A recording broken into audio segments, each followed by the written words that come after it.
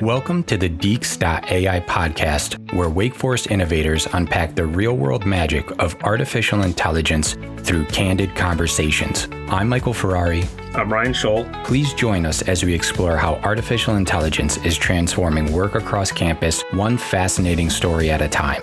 Get ready to discover the human side of technological innovation. On this episode, we are joined by Eudora Struble, Director of Technology Accessibility at Wake Forest University. Join us for a conversation with Eudora as she introduces the Blueberry Muffin principle, the necessity of baking accessibility into technology from the start, not shoving it in later. We explore AI's incredible potential to empower users through tools like real-time image description, while also confronting the dangers of biased training data and the importance of keeping humans in the loop. All right. Well, here we are with another Deeks.ai episode. We have a packed room over at the Wakerspace today. Michael's not even allowed in. We kicked him out, so he's remote. No room. But our main guest is Eudora Struble, Director of Technology Accessibility. And Eudora, I'm going to let you tell us what that means and what you do. Okay. You don't want to give it a try or no? No, not at all. You're Okay. going to be better at it than I am. Okay. I mean, I'd be interested to see what your take on my You job. forget I can edit out anything I say, though. That's true. That's true. Hi, everyone, and thanks for inviting me, Michael and Ryan. I'm Eudora Struble. I use she, her pronouns, and I'm the Director of Technology Accessibility at Wake Forest, as Ryan said. And that means that I have the privilege of facilitating work on Wake's campus to try to proactively make all of our technology environment more accessible, which means more usable for people with disabilities, but also for everyone else. So we know in the world that when we make things accessible for people with disabilities, we add features and benefits to everyone's lives. If you think about curb cuts, if you think about when you go off a sidewalk with a suitcase and you go and look for the little slopey ramp, that's called a curb cut. And those were designed for people with who are mostly wheelchair users.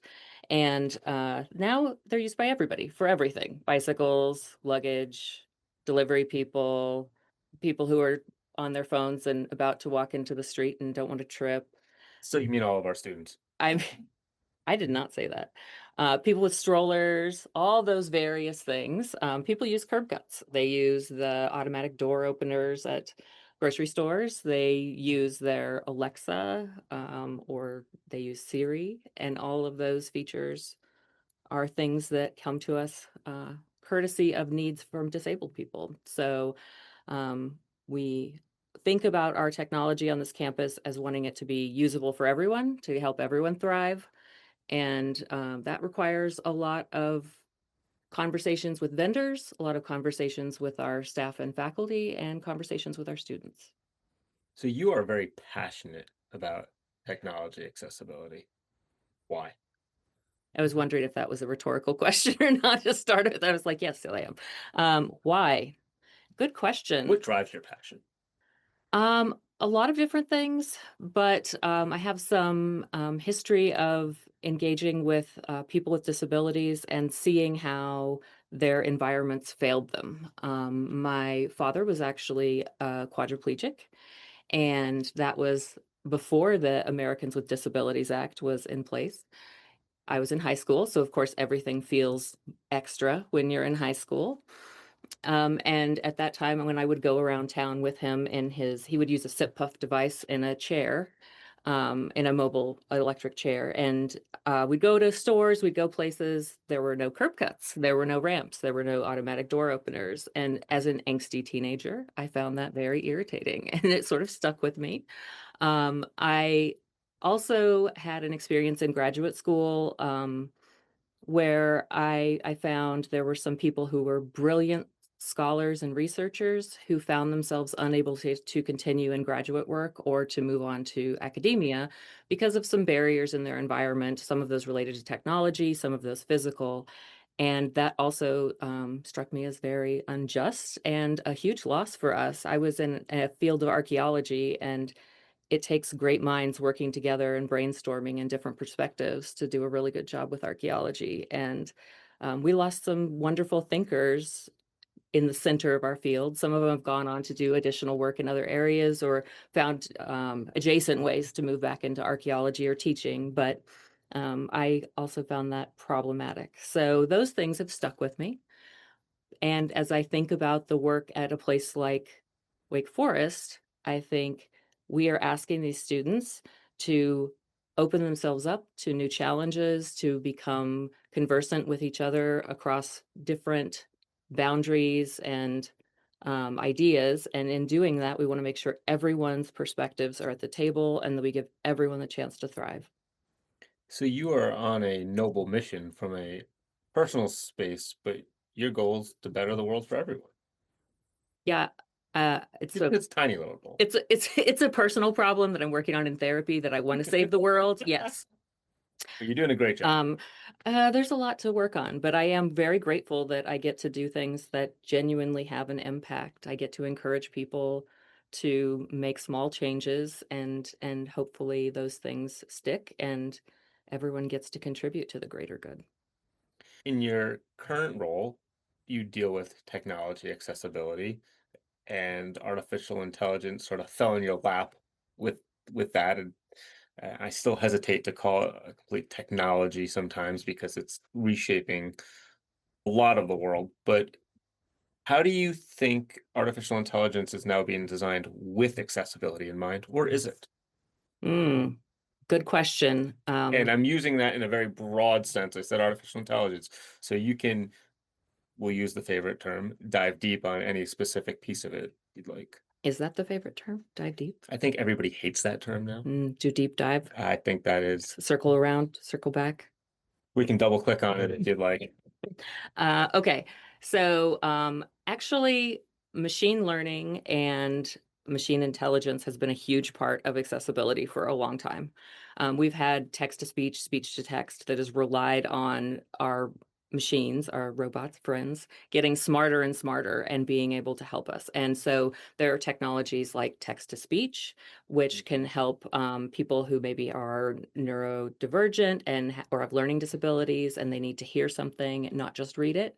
We also have speech to text, which is the ability to essentially record what you're saying and have it written down, which is great for people who maybe have limited mobility or think about driving in your car and wanting to transcribe a text message.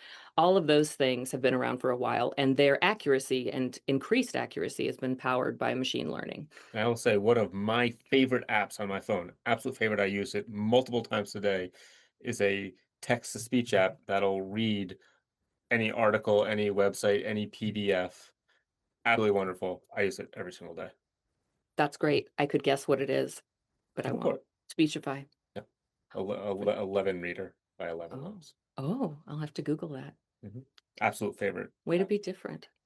Well, People love Speechify because of the celebrity voices. There's Snoop, there's Gwyneth Paltrow. yes. It's not yes. it's not number 2 behind 11. it's not my favorite app to use for the purpose, but a lot of people do enjoy it. Very similar apps. Yeah.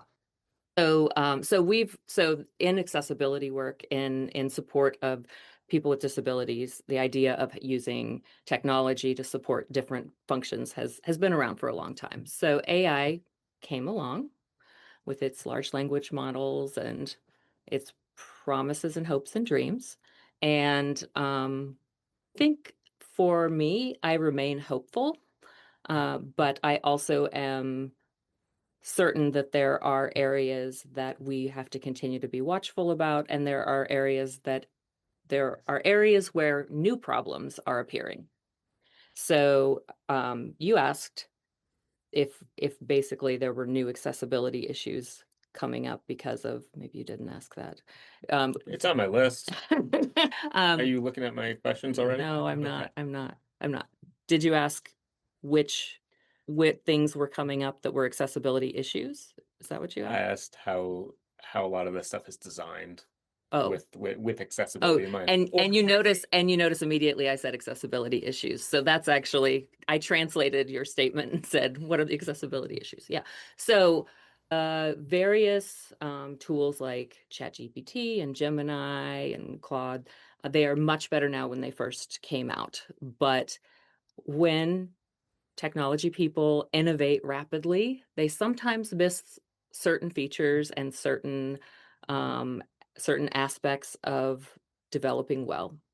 Accessibility should be foundational for everything. It shouldn't be something that's an add-on later or a feature that has to come at a later date. Uh, we like to say in the accessibility work, accessibility problems are not a feature request. It's a bug report, right? If it's not working, it's not working. If it's shipped without accessibility, then it wasn't ready. Um, there a lot of people in my field are pretty passionate. There are also people who say if it's not accessible, burn it to the ground. So, a lot of passion.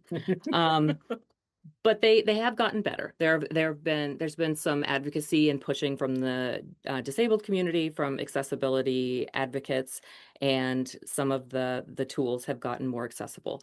When I talk about things being more accessible, that sounds very vague. So let me give you a couple examples of things that can go wrong let's say in ChatGPT or Gemini.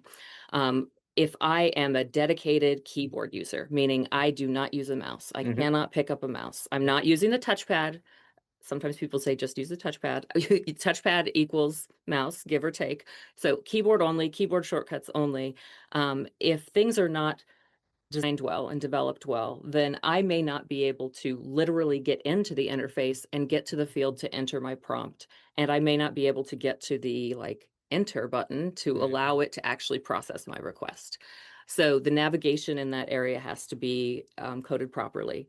There can also be huge issues with color contrast. So I think we're all familiar with seeing something in the wild that is hard to read because it's like tan text on a slightly darker tan background. Yep. That's the idea of color contrast. Things should be really perceivable, have really good differentiation between foreground and background. And you can tweak things on your computer to make them more visible, give or take, but they should just natively in their sort of natural state have good color contrast.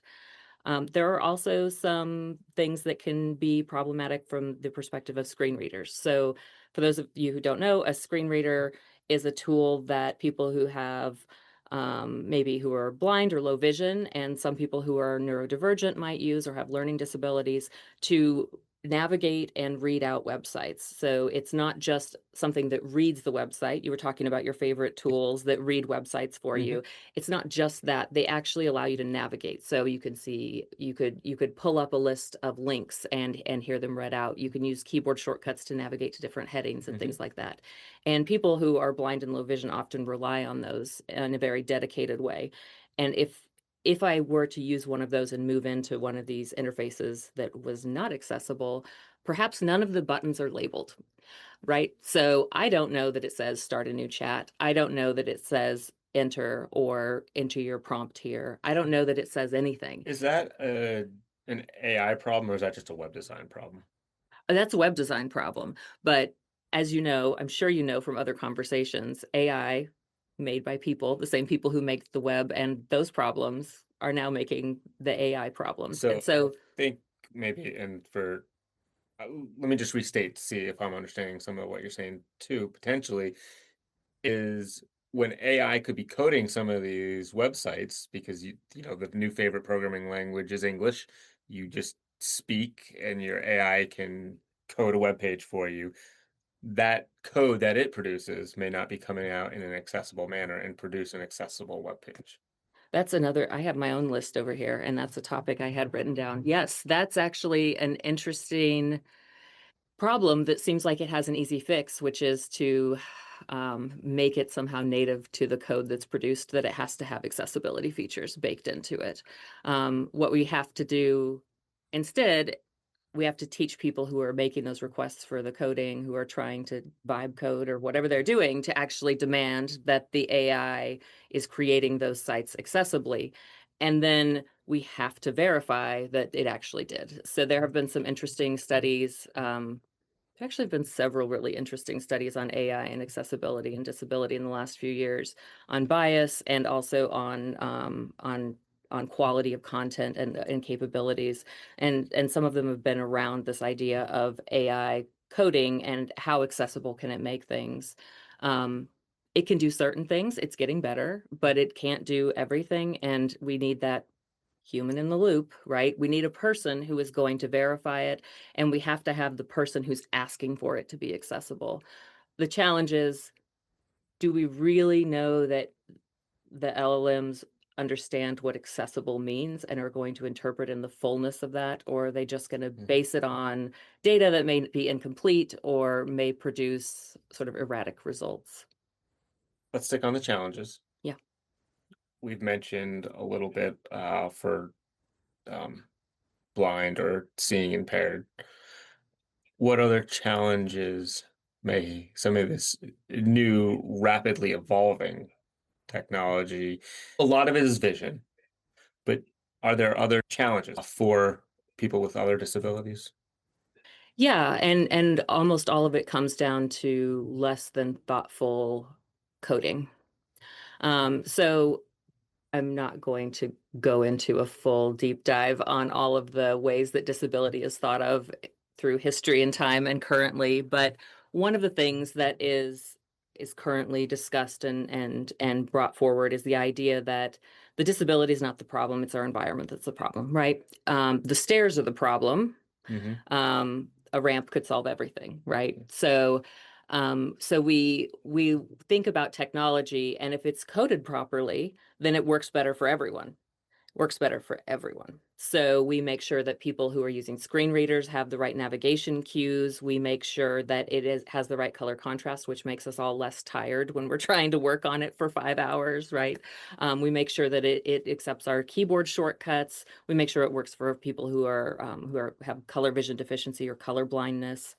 We make sure that it has captions so that people who are deaf or hard of hearing are able to engage in the same ways. We do all of those things ahead of time, and then we make it better for everyone. And in doing that, we make a foundation of accessibility that gets built on over time and also gets replicated and absorbed into this massive data that helps us reinforce AI over time to become more accessible. And I think what I've heard you say in the past, especially, and what you're saying a little bit now, is a lot of time, a lot of these, I'll use this term incorrectly, but accessibility improvements, which become improvements for everybody, are put on at the end rather than baked into the planning in the beginning. That's right, and that is a problem. First of all, somebody has to remember to demand it right before it gets shipped, right? Right before it's done, that moment when you're like, it's the thing is almost done, and somebody like me shows up and says, "Make it accessible," and you're on a timeline, and you've promised somebody something, um, and especially in industry when they're producing products that are going out to lots of people, it is easy to set it aside. It is easy to just save it for later or to maybe never have it reach the people it needs to have it implemented. And that's a problem. There's this little story that we like to tell stories in accessibility about things that are not people a lot. So if you think about accessibility like a blueberry muffin, I like blueberry muffins. I love blueberry muffins. If you think about them like that, then you have to put the blueberries in before you bake them. You have to. If you try to take those blueberry muffins that don't have blueberries and shove those blueberries in after they're baked, It's you have messy. you have a mess, very disappointing blueberry muffin because the blueberries didn't get all melty inside, and it's actually more work for you to do that than just to dump them in the bowl and mix them in, I like right? that analogy. Yeah, so accessibility, blueberry muffins. Accessibility is like blueberry muffins. Yeah, it's not my story, but it's a good one because Next time I go to the bakery and get a blueberry muffin, I'm going to be thinking about that. you're gonna think I'm going to accessibility. wonder when they put the blueberries in. I guarantee you they didn't shove them in after they were baked. I may ask. Okay, you might get thrown out, but go ahead and ask. Okay. Can I add a little more Yeah, to please that? do. So one of the reasons why it's important to build that accessibility in at the foundation for everything we do is because there are a lot of people with disabilities, and most of the time we're not aware of the number and the impact. So people very easily default to the idea of of thinking of disability that is very visibly apparent. So people who use mobility devices, people who have maybe a service dog or use a white cane, those kinds of things, maybe people who have a hearing aid or a cochlear implant, those kinds of things really pop out when we think about disability. But disability is a lot of other things as well. It's mental health, it's chronic illness, it's chronic fatigue, it's long COVID, it's all kinds of learning disabilities. There are lots of things that qualify as disabling, and lots of people that are impacted. The CDC says that somewhere between 15 and 25% of US adults have a disability at any time. There are well over a billion people in the world that have disabilities. And there are also something like, this is just an estimate that I looked up occasionally, so it's probably entirely inaccurate at this point, but something between like around $2 trillion worth of market share held by people with disabilities across the world. So if you think somewhere between a fifth and a quarter of the world's population have a disability. That is a lot of people. That's a lot of money. And why would we know everyone that has a disability? We shouldn't have an environment where we're requiring people to disclose. We should provide that support proactively. We should make our innovative new tools that we're saying are going to make the world better, like AI, we should make them so they're helping everybody make the world better. So everybody's contributing to that greater good, again, saving the world, right? It's a small mission. I'm going to fail, but that doesn't mean that I'm going to stop trying. Shoot for the moon. You'll land among the stars. That's or on the moon, which is made of cheese. The other thing is that a lot of people are getting older, and as you age, if you are lucky enough to live a long time, you are going to age into a disability. You will, right? We see grandparents, parents, arthritis, hearing aids, low vision. Maybe they have a mobility disability, so they can't grasp as well, or they have some sort of tremor. All of those things, if we live long enough, we're going to have some kind of disabling condition or chronic illness. And that's nothing to be scared about. It's part of the joy of living longer. We're all living longer now. And we have a lot of people in this country, the baby boomer generation, who are aging. Like our population is rapidly aging. And when we think about that, we want to make sure I mean, that group of people and their contributions continue to be a part of our world, or if you are more on the industry and capitalism side, that you are able to tap into that market share, right? So there are lots of really good reasons to think about accessibility early and to keep it in the cycle of development and considerations as you go through any kind of technology innovation. Let's talk about the training data that goes into these large language models. It's basically it's trained on all the free stuff available on the internet and the not free stuff, and it's trained on every published book. So all kinds of stories there about the data it's trained on. But you said there's over a billion people in the world who were classified as having a disability at one time or at some time. Do you think that's reflected in the training data? This story is getting a little old, but originally when people asked for an image of a CEO, it was always a white male in his 60s. I mean, 98% of the time, but that's because that's what the data reflected. It may not reflect reality. How do you think people with disabilities are reflected in the data? If you ask for a CEO, will it get somebody in a wheelchair? Unlikely. So I can send you so many articles. There's some really interesting studies on this as well, where folks have gone in and essentially prompted various large language models and in different ways to try to understand their bias, and it comes out in different ways. So sometimes it comes out more clearly, like if you ask ChatGPT, because I did this before I walked in here today, just to see if it was still doing this.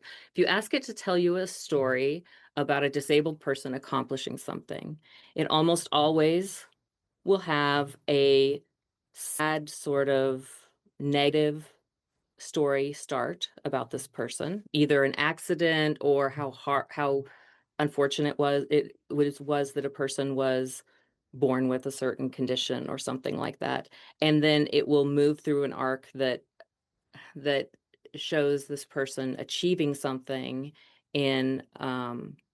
achieving something that is a part of normal life for a lot of people, and make it a big celebratory event. There is a particular term for this kind of like inspirational motif that is assigned to disabled people. There's a really good little TED talk by somebody amazing that I can send to you that is about this, called "I'm Not Your Inspiration," and that it's so that idea of seeing people as either problematic in some way or seeing them as an inspiration for doing everyday things is a big problem. We stop identifying them as full people with full lives, and we start trying. I mean, we do this. Humans do this with everything. We try to put things in nice little buckets and line them up, right? So there is a bias towards that, and that kind of the data thinks that disabled people fit into these tropes, right? And not just disabled people, all kinds of intersecting identities, LGBTQ people, people from different cultural backgrounds, people from different ethnic backgrounds, um, lots of different people, women, definitely. Again, the CEO thing. So it's not just disability that is in this, is not singled out, but it is a piece of it that often isn't talked about as much that is missing, or is not just missing, but unhelpful, I think. So even if it's not like utterly offensive what comes out, it is training the recipient of that story to and reinforcing the idea that disabled people should be viewed in this way. And then they go out in the world and they don't even think twice about it, right? Because they've been trained on this. So the more that reinforces within the system, the more of that we have. There have been some people who've suggested that the LLMs need to have a concentrated effort of by disabled people, some sort of concentrated collection of data and writings that are put into it in order to try to correct for that. And then, of course, there are arguments over what that would be and all the different things and how would that work. It's a challenge, and worry about I worry about the data. So this is sort of the other thing that I worry about. I worry about the data points that we don't see and the biases that are happening that we don't see until it's too late. I worry about us 10 or 15 years later when we realize something has happened and we've shifted in a way that we didn't know we were shifting, because we are relying on and using AI in a way that makes it AI is normative, right? AI is a normative tool, and so it's looking for that norm, and if we're reinforcing that norm consistently in our use of different things, in our use for research, and our use for the medical industry, and our use for hiring practices and in HR and job searches, if we're always using that, then we are probably having people who don't fall within that nice middle ground fall out in some ways. They're not represented. They continue to not be represented, and it just gets amplified over time. Okay. Let's put on our rose-colored glasses a little bit. Yeah. Let's break out the sunshine and rainbows. Unicorns. Of course, we'll be riding the unicorn. No, you don't write them. My bad. Okay. So we're not riding unicorns, but they're going to be along there with us for the ride. Sure. Okay. How can some of this generative artificial intelligence elevate the situation we're in, where you're talking that's sometimes the world is skewed against people with certain disabilities? What can the artificial intelligence do to help level the playing field or elevate people? Yeah, there are lots of really good things, actually. So And I mean, you've mentioned a couple already, the speech to text and text to speech. yeah, and rapid improvements in machine learning and Mhm. intelligence and AI large language models, there are other things that are happening that are very promising and hopeful. And I do have hope that we're going to get to a place where we have solutions for things like PDFs and where we're able to have really accurate captions that are auto-generated. But we're just not quite there yet. But there are really interesting things going on and that have already happened that are supporting a lot of people. There are AI tools that are allowing people to aim their camera at something and get a description of what it is. And those are some better, some worse, but there are some that are quite good. And that's a great thing for people who are low vision or blind, people who might need to have something described to them, because maybe they're in a foreign country and they're not sure what this object is supposed to be for, and they want a description of it. So there's an app called Be My Eyes, and it was originally an app that was designed for sighted people to help people who needed help with something that was visual. So you would essentially get a volunteer to basically get on the line with you really quickly on the and not the phone. It sounds so old. Get on the app with you and to describe something as you put your camera towards it. Mm. Um, that's been a great help to a lot of different people, and that same company has put out something called Be My AI, and it does a great job of describing something, so that's really good. Google and others also have something that does something similar. Google has something called Lookout, that allows you to point your camera at something and it'll tell you what it is. It can do that with text much more accurately than, well, in simple objects, but it gets things wrong. I had it in the car. I updated it and I was playing with it and it kept telling my sticker on my window said something about rupees and I was like, it doesn't. It's just a date, but thank you. So those are really helpful for people. There are advanced features that are ending up in mapping tools so that if I go and use like Google Maps or other tools, I might actually be able to, if I can't see my environment clearly, then I might be able to point my camera at it and get a description or get more instructions on which direction to go. So those are also very useful. Um, there there are also, of course, the auto transcription and auto even instantaneous auto transcribe options that you can put on your phone. So if you can't hear, I had this issue during COVID, although I'm not deaf or hard of hearing, I realized that I had a hard time in loud environments because I apparently had been lip reading to some extent for a while. And when people had masks on, I couldn't understand them. And so I was using uh, an app called Live Transcribe. Some people use Otter AI also, to transcribe in real time what was being said, and then I could just look at my phone and see what was Mm. being said. So Interesting. it's very useful, and I've recommended it to some people who have older family members who maybe are having a hard time engaging in grocery stores and things like that, so that they can use that to help support them in those environments. So that's really good too, and that relies on those features getting better and better, and better for not just better for the normative, clear spoken English, but also normative for all the variations, or not normative, sorry, but getting better so that all of the variations outside that norm are actually being accurately transcribed as well. There's a really interesting, a couple actually, but one of them called Project Relate that Google is doing to be able to more accurately transcribe voices that may not be sort of standard voices that might have some kind of impediment or slurring. They might have a low speech pattern or some sort of change in their speech pattern over time, and so they're speaking in a way so that the standard recognition of voice recognition it's not working right for them.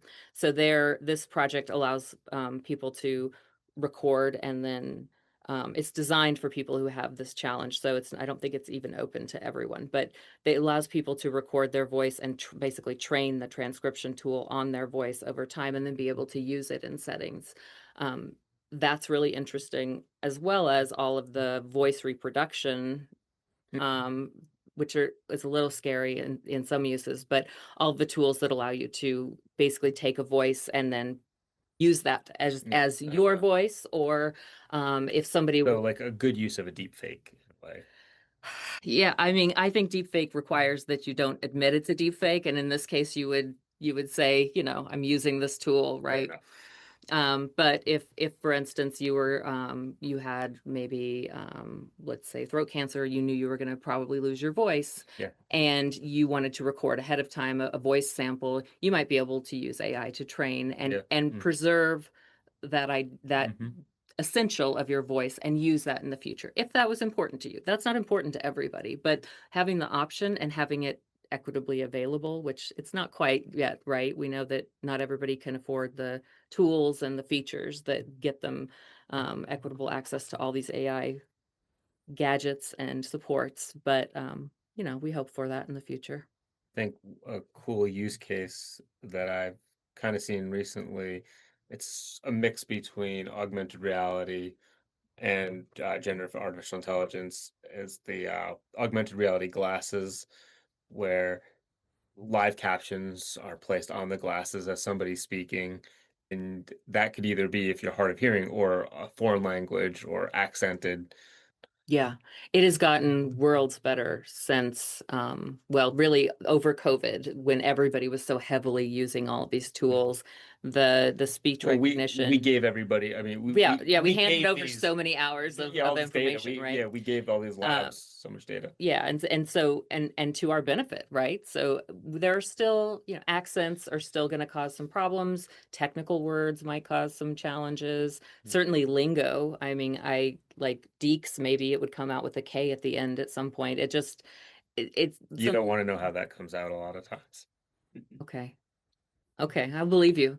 Um, Yeah, it is getting so much better, and I do optimistically think there is a future not so far away where many of these things are solved, but it takes people acknowledging that disabled people are in the world and using these tools, and asking disabled people for their feedback and their input, and thinking about their experiences and building it, baking those blueberries in before that muffin is cooked, right? Baked, whichever, both.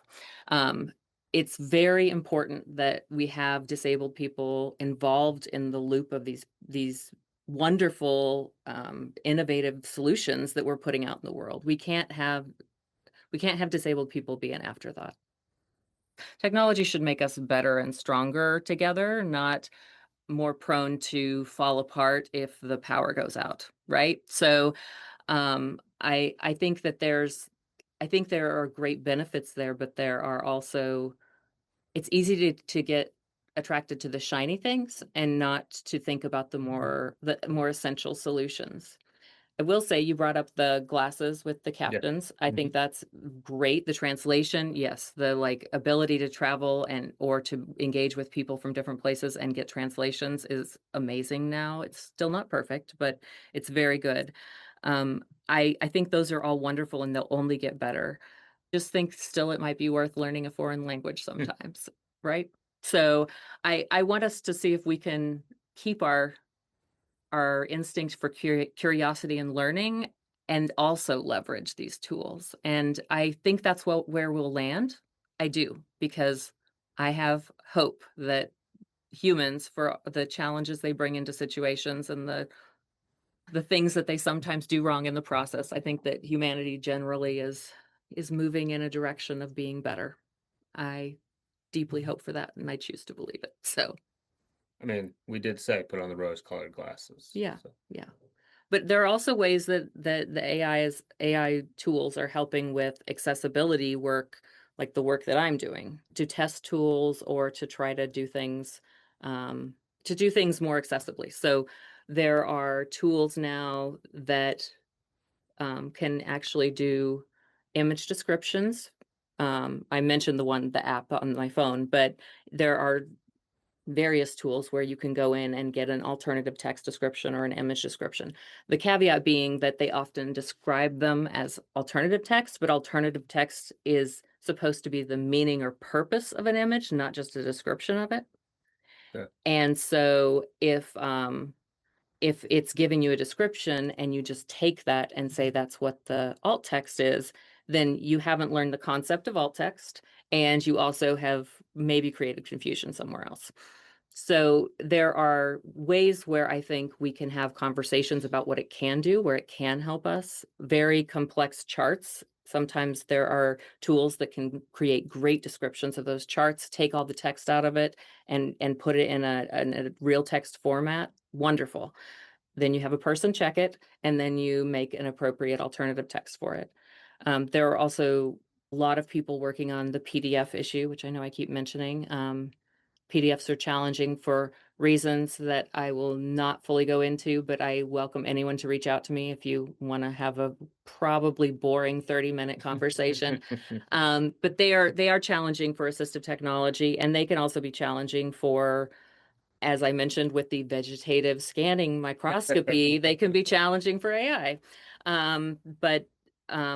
But there are tools, a lot of people working on tools to try to more accurately scan and tag PDFs to make them less inaccessible. And I would love to see somebody really focus in on that and make it work. I think eventually it will. It is not there yet. But I have hope. I have hope. And then using just my team, using the various Copilot or Gemini to try to do some processing on documentation that we double check, but to basically feed in documentation from vendors and ask for summaries or ask for compilations of data that allows us to more quickly do a double check. So it doesn't, sometimes there's like 40 categories and you have to go through and hand count them, and being able to only do that once and then confirm it with the AI is great. Can I say something? Yes. If you want to do if you want me to play a demo of the Be My AI on my phone, it has audio. Large black microphone with a foam windscreen on a stand, positioned on a wooden table. The microphone has a red light on, indicating it is muted, and a volume knob below it.